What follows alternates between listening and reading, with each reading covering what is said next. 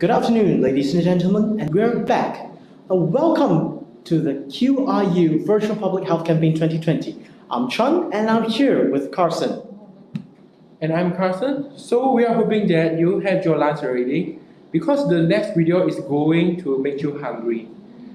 Our healthy eating video series continues as we show you how to make stir-fried zucchini noodles the healthy way. Let it roll.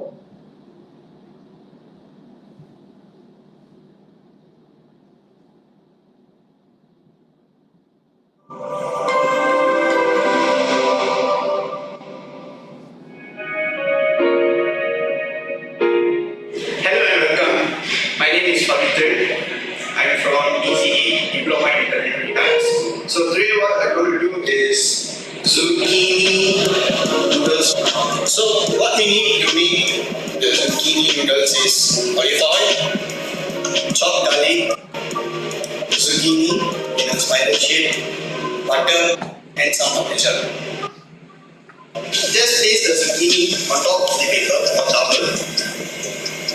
Just give a gentle press so that the water will be absorbed in the tissue paper on top. We have to do this over and over again until there's no excess water. Benefits of zucchini is it's more or less antioxidants, so it can improve our health in many ways. So now, let's talk about garlic. As far as I know, most of us doesn't like garlic, but garlic has a lot of functions and good things. For example, if you add garlic in food, it can improve our digestion system and also easily break down some food. And parmesan, normally we add parmesan in zucchini noodles to enhance the flavor as well as butter, give a small amount of fat. How do we do pasta? We have a sauce, we have homemade pasta or we buy some sauce, right? Same concept applies here. We make the same sauce, but then we replace the pasta with zucchini. So now we're going to cook the dish. So in a hot pan, I'm going to add a tablespoon of olive oil.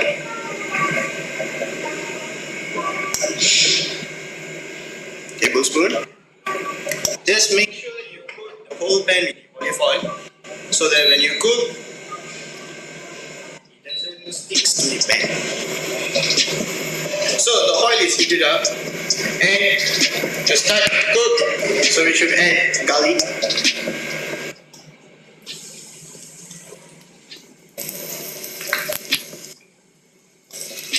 If we add garlic in food, it helps our digestive system. And also it will enhance the taste. And we also can add butter.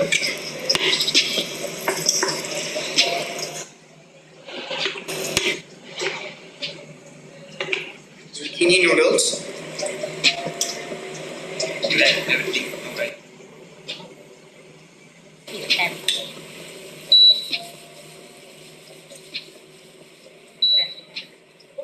Doesn't take a long time to cook because it's not so thick very easily. You need to add a pinch of salt. So before we add Parmesan cheese, we should turn off the heat. Turn off the heat and add some Parmesan cheese.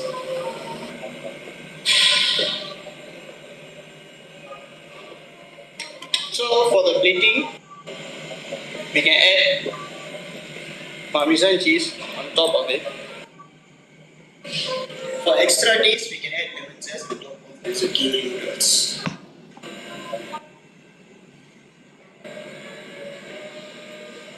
So just like that, we have done the zucchini noodles.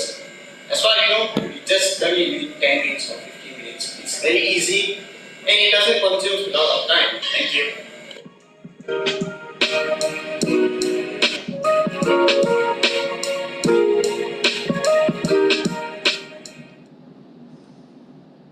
Now, Carson, doesn't that look really tasty and refreshing, those zucchini noodles?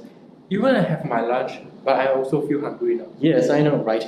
Okay, now it's time for the question and answer live session. So please, if you do have any questions, leave them in the comments.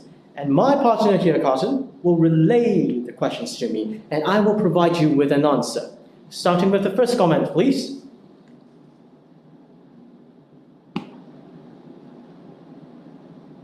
Okay, the first comment is, what are the benefits of eating garlic? As mentioned in the video, it improves the digestive systems and it easily breaks down food. Also, it purifies our blood. Now, these are some general benefits of garlic. So, when we relate it back to hypertension, garlic surprisingly reduces your blood sugar levels and it regulates your blood pressure. Now, that is because of the presence of allicin and antioxidant. Okay, but this antioxidant loses its medicinal properties. The garlic loses this as it is cooked, fully cooked. So usually we recommend that you eat garlic raw or semi-cooked, like in the video. It's not cooked fully. It's still a little bit raw, so you do retain the medicinal properties. I hope that answers your question. What kind of butter do we use? Okay, first let me start with the different kinds of butter. There are whipped butter, cultured butter. It can be salted or it can be unsalted. Okay, so there are still many more types of butter, like herbs butter, yeah, and butter with an olive oil blend. So that will be the butter that we recommend. Unsalted butter and olive oil blend. So you can have the best of both worlds. You can have the nutrients in the butter and the oleic acid, monounsaturated fats in the olive oil. So you have the best of both worlds because they do help in controlling hypertension. So let's move on to the next question. How good or bad butter is for our health? Okay, now this is a very good question. A lot of people think that butter is really, really bad for health. But as usual with everything, use it in moderation. There is a limit. If you're using it in the correct way, you're using it reasonably, it wouldn't be too unhealthy. In fact, it actually packs a lot of nutrients for you. For example, vitamin A. Butter has a lot of vitamin A that is needed for skin health and immune function and healthy vision. And it still has vitamin E, which acts as an antioxidant. So if you stay tuned to this cooking show for all 3 days, including today, you will realize that we talk a lot about antioxidants. So this antioxidant is here to protect damage against our cells, and it protects our blood vessels. So butter, is it good for our health? In moderation, yes, it is. But if you're having too much, like you're having chunks of butter in dishes like these or chunks of butter on your bread, no, because it is still packed with saturated fat, up to 63%. And that's a lot of saturated fat, which we do not want that much. See, I'm not saying saturated fat is necessarily bad. We do need it, but in small amounts. I hope that answers your question. Moving on. The next question, can I use other cooking oil instead of olive oil? Which oil will be better for hypertension patients? Okay. It's for the first question, like, can you use cooking oil instead of olive oil? If we do not talk about health benefits, yes, of course, you can use any oil you like. You can even use coconut oil. That differs in terms of flavor. But if we're talking about health benefits, like for someone with hypertension, no, use olive oil because it has a lot of oleic acid, and that is very good for our body. It is packed with antioxidants that protects cells from oxidative damage, like we have just mentioned just now, and we've mentioned a couple of videos before. Okay, it helps lowers your blood pressure, and it protects the LDL cholesterol, the bad cholesterol, from oxidation, and it improves the function of blood vessels. So use olive oil. Don't change it. It's a good oil. So let's move on to the next question, please. What are the benefits of Parmesan cheese? Oh, Parmesan cheese. Okay, when we're talking about Parmesan cheese, now we would not just talk about the benefits. We should talk about the pros and cons, because as we know, Parmesan cheese is very high in sodium. In fact, it's like almost 3 times the amount of sodium than in cottage cheese. Okay, but doesn't mean it's not good. It does have some benefits. It's very rich in protein. It's a good source of calcium, minerals, and vitamins like vitamin A, vitamin B6, B12, phosphorus, zinc, and copper. And one good thing about Parmesan cheese is that it is lactose-free. So it is suitable for people with lactose intolerance. But as usual, use it in moderate amount. And because these are really high in sodium and high in fat, so just a few grams will do. You do not want that much sodium and saturated fats in your diet. And of course, if possible, go for the real deal when using Parmesan cheese. You see, Parmesan cheese, they are different grades. The general Parmesan cheese are what we call Parmesan cheese, okay? These are generally cheaper, but there are some that are protected. We call them Parmigiano Reggiano. It comes from a specific region in Italy, and that is the real deal. That's the real Parmesan cheese. The flavor is different, the nutrients are more dense. So always go for these Parmigiano Reggiano if you can find them.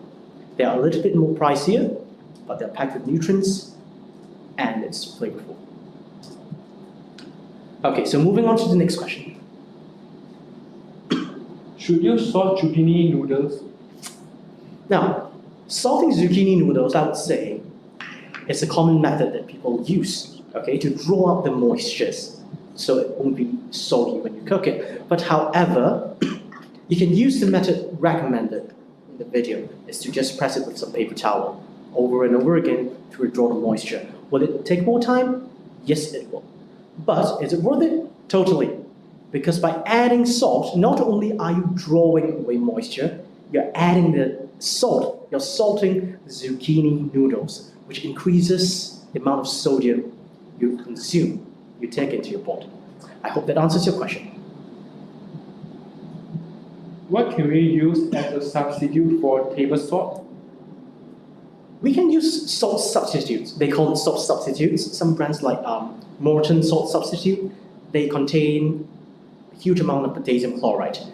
It helps reduce your blood pressure level, actually. But do consult some other healthcare experts, like a physician, before using this, because this potassium chloride might be dangerous for someone with some underlying medical condition. So always consult a physician before using this. I hope that answers your question. The next question. Garlic can be replaced if I am a vegetarian? Oh, yeah, definitely. You can use some other spices, like let's say coriander seeds. Our recommendation would be to experiment. It might sound like a hectic process, but it's actually quite a fun process. Cooking in small batches, experimenting with different spices, you might come up with a new dish, something that you really like. Try to mix and match. It doesn't always have to be garlic. It's stir-fried zucchini noodles. It's not garlic zucchini noodles, okay? So do experiment with different spices. I hope that answers your question. Moving on. For those who are having zucchini allergy, what will be the best substitution? Okay, if you're having zucchini allergy, you can try using pumpkin. Okay, I have to be honest, you will lose the crunch, but you will have another substitute that can be made into this form. I hope that answers your question. Are zucchini noodles good for weight loss? Short answer is yes. Why? They are rich in water, and therefore it has a really low calorie density. It helps you feel full. Next, it has fiber. Fiber is bulky. It makes you feel full again.